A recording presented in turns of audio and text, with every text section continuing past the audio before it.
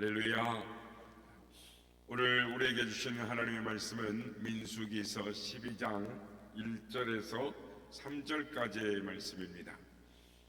민수기서 12장 1절에서 3절까지의 말씀을 교독하시고 마지막 절은 합독하겠습니다.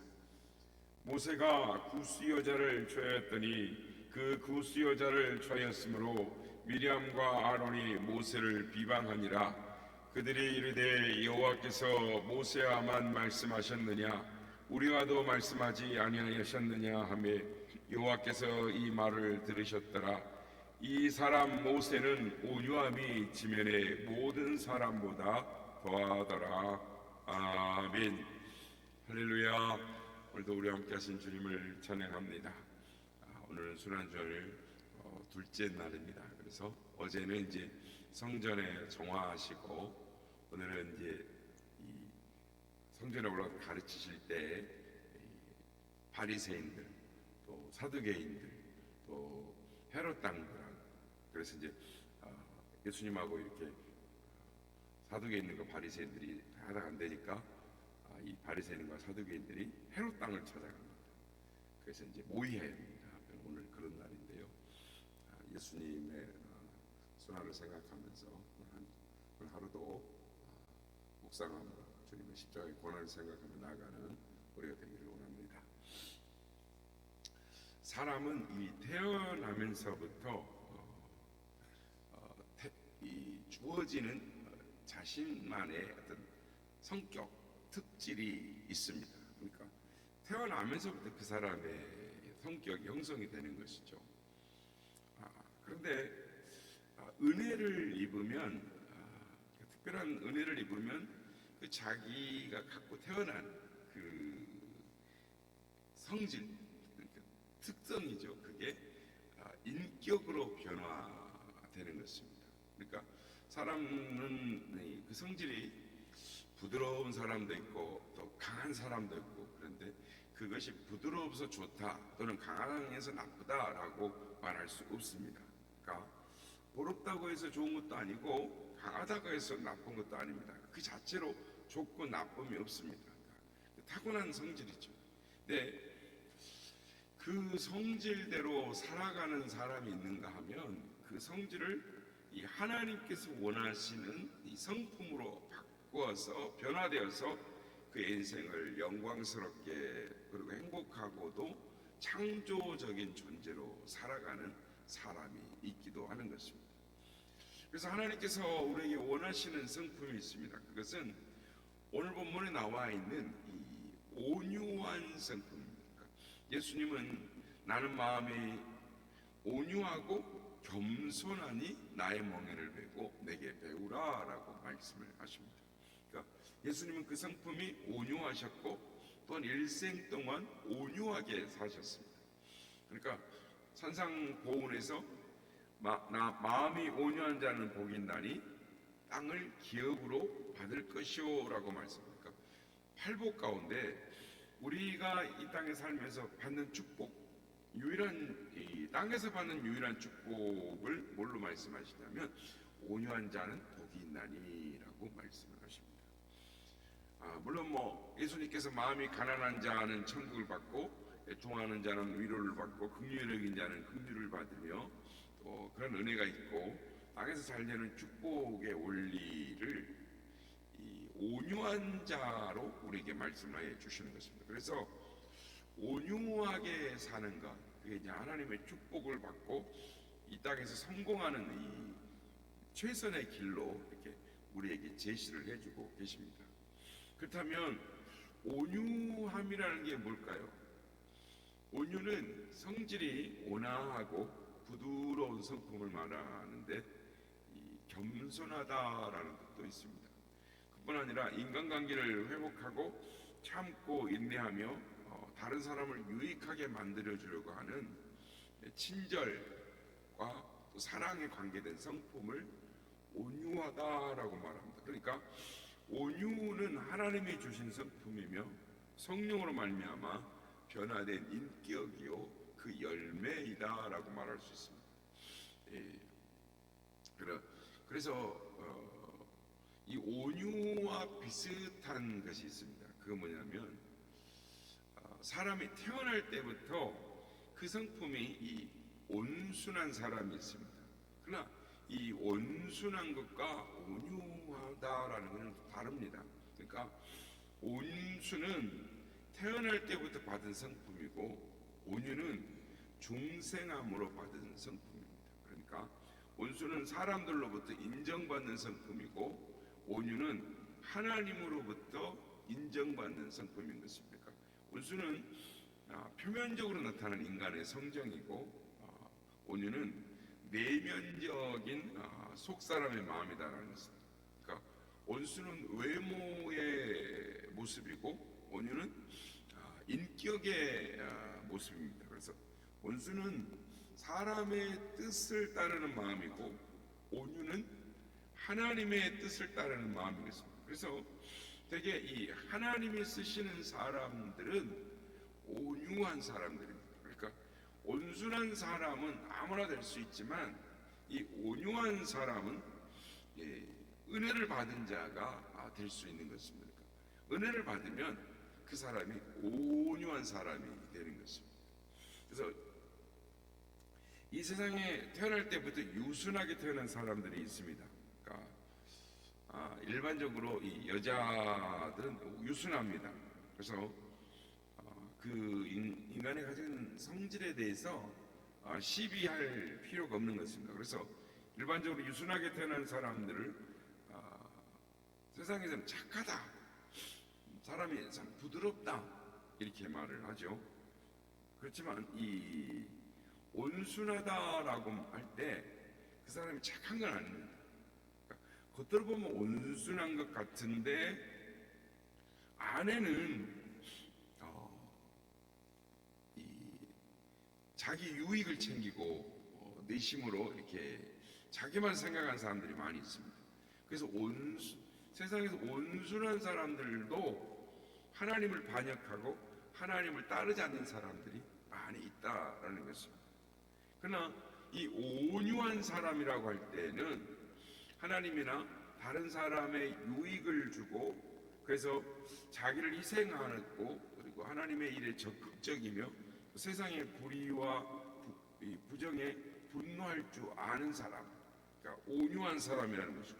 그래서 오늘 본문에 보면 모세가 온유한 사람이다라고 말하는데 사실 모세는 온유한 사람이 아니었어요. 그러니까 유순한 사람이 아니었습니다. 그러니까 이 사람은 오늘 본문에 보면 온유함이 모든 주변의 사람들보다 더하더라라고 말씀하는데 이 말을 이 공동 번역으로 이렇게 보면은 모세는 겸손한 사람이었다.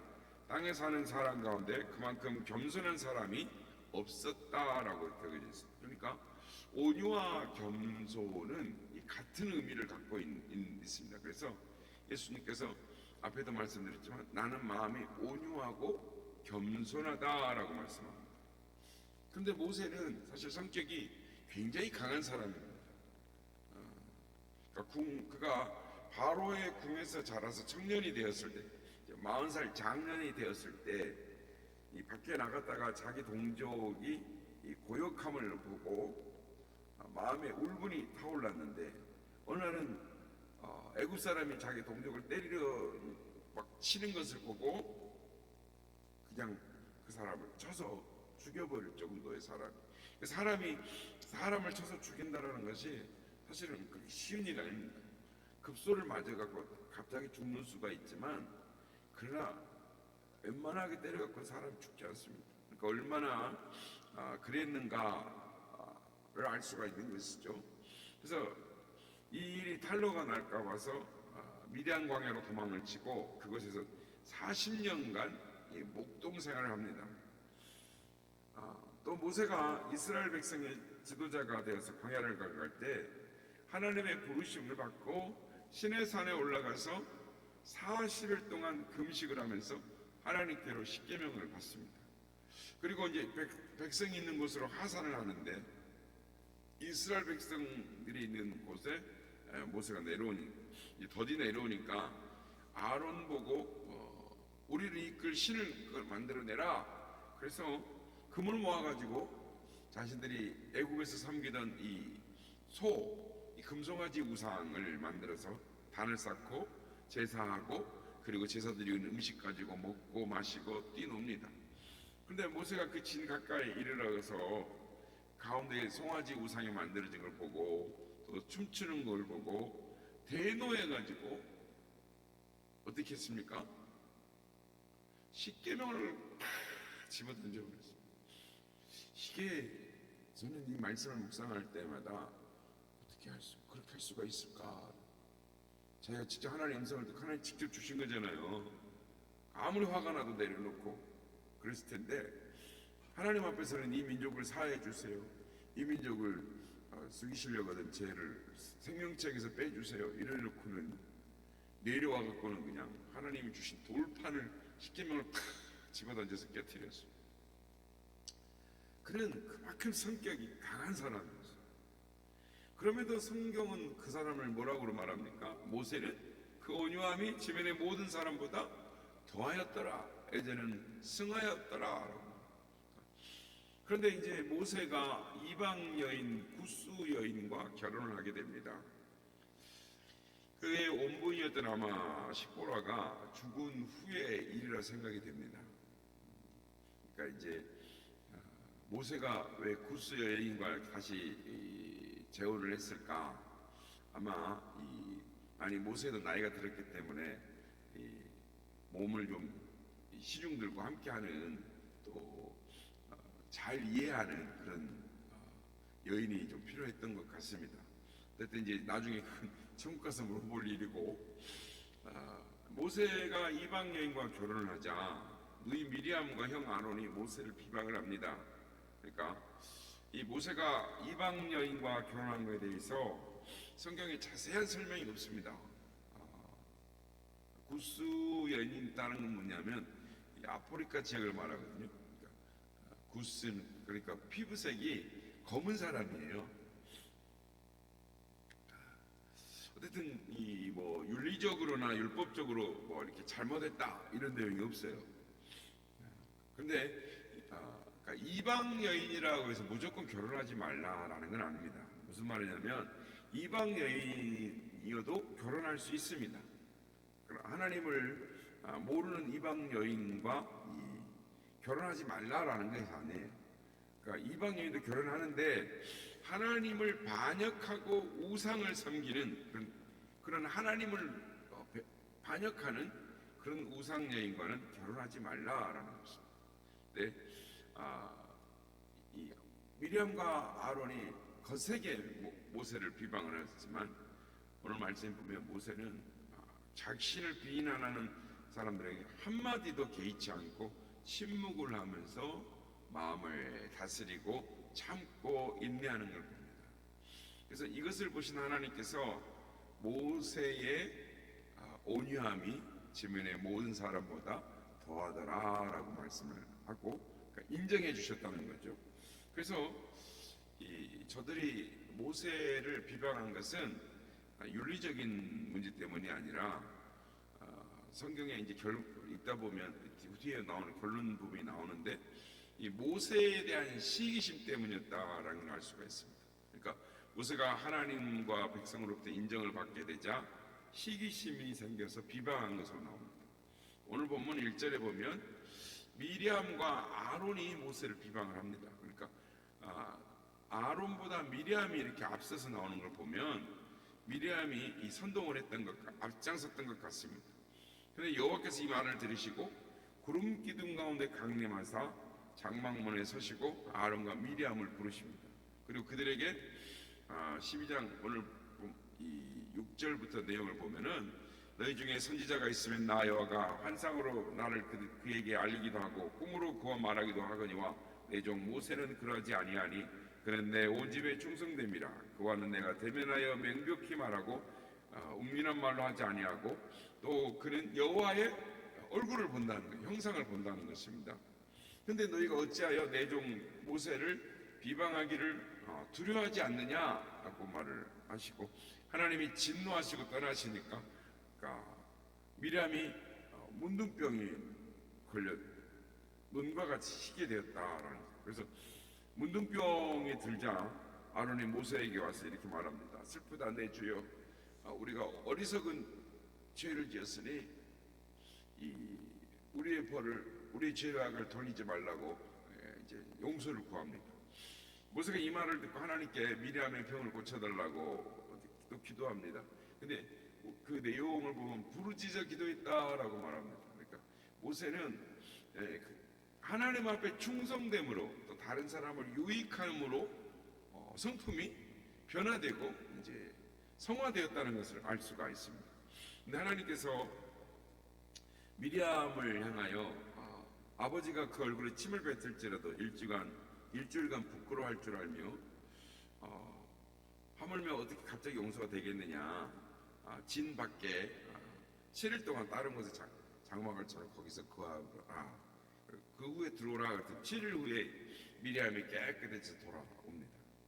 그러니까 오늘 말씀을 통해서 보면 이 모세 온유함이라는 것은 출생적인 것이 아니라 그 사람이 하나님과의 바른 관계를 유지함으로 자기 자신을 쳐서 복종하는, 그러니까 자기를 부인하고 자기 십자가를 지고 하나님을 따르고자 하는, 하나님의 영광을 위하고 다른 사람들을 위하는 그 마음을, 하나님과의 바른 관계를 갖기 때문에 얻어진 후천적 성품이다라는 것입니다. 그러니까 자기 절제, 어떤 분들이 그런 이야기 합니다. 타고난 성품은 변화되지 않는다. 그렇죠. 타고난 기질은 변화되기 참 어렵습니다. 그렇지만 인간의 본성적인 기질을 바꾸는 것은 불가능하다 할지라도, 인간의 힘으로는 불가능하지만 주님을 따르고자 하고 주님의 십자가를 본받고 나를 부인하고 나의 십자가를 지고 따라가려고 할 때, 그때 성령님께서 도와주시는 것입니다. 그러면 그 속사람이 변화되는 것입니다. 그러므로 우리의 삶이 하나님을 따르고자 할 때, 나를 부인하고 나의 십자가를 지고 주님을 따를 뿐만 아니라 성령님을 의지함으로 나아갈 때 우리의 속사람은 변화될 수 있다. 그럴 때 하나님께서 그 사람을 사용하신다라는 것입니다. 그러므로 하나님이 우리에게 원하시는 것은 무엇이냐? 온유한 성품. 나는 마음이 겸손하고 온유하다라고 말씀한 주님을 닮고자 하는 마음. 그럴 때 하나님께서 그 사람을 사용하시고 축복하신다라는 것입니다. 여기는 주님의 마음을 담기를 소망하는 우리가 되기를 원합니다. 주님이 쓰시는 사람이 되기를 소망하는 사람들 때 우리 안에 있는 속사람이 변화되고 인격이 변화되고 주님을 닮는 성화되는 삶으로 나아가게 될 줄로 믿습니다. 오늘도 주님의 십자가를 묵상하고 나를 부인하고 나의 십자가를 지고 주님을 따라가는 삶으로 나아가는 우리 모두가 다 되시기를 예수님의 이름으로 축복합니다.